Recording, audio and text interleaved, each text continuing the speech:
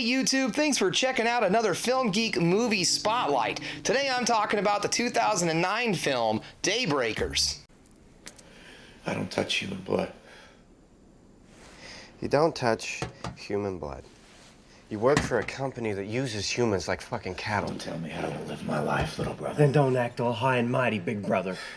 See, look at your company working on some type of fake blood. That's one thing. But we all know that their money comes from farming humans. But we all know exactly make their money go up.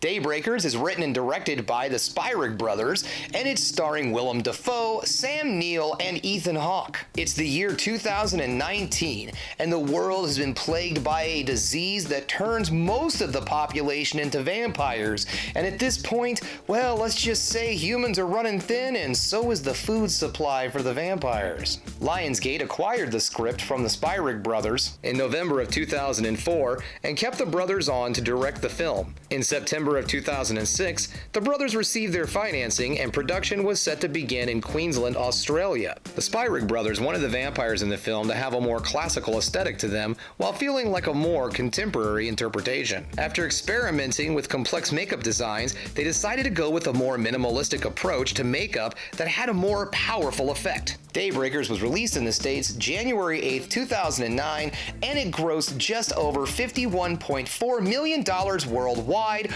on its $20 million budget, making the film a financial success, and critics also enjoyed this film. It's sitting on Rotten Tomatoes at a 69%. So what do I like about this movie? Well, first off, the story in this film is absolutely fantastic. Now, this movie could easily be something with just a great concept that isn't executed properly, but that's not what's happening here. This film is fantastic. It's got a lot of style, it's got a lot of flash, and it's also got a very good story and mystery at its core. This film is not just your average horror action film. There's elements of film noir, there's mystery, there's horror, there's a little bit of comedy, not a lot. There's some drama, all sorts of things are tied up in this film, and it also has an outstanding cast that delivers really solid performances. The world of Daybreakers is outstanding. It's an extremely well fleshed out world that really kind of brings you up to speed with things in a very natural way.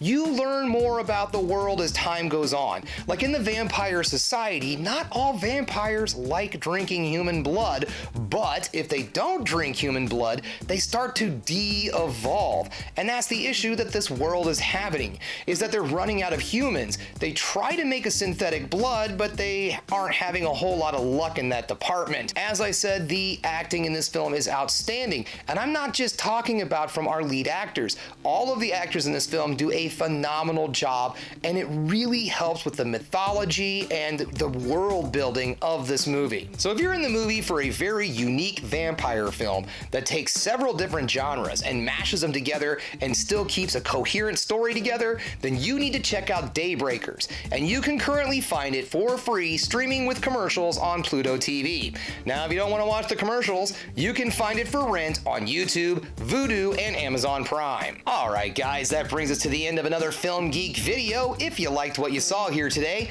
go ahead and subscribe to the channel, ring that bell for notifications, and give me the old thumbs up so I know you like what you're seeing.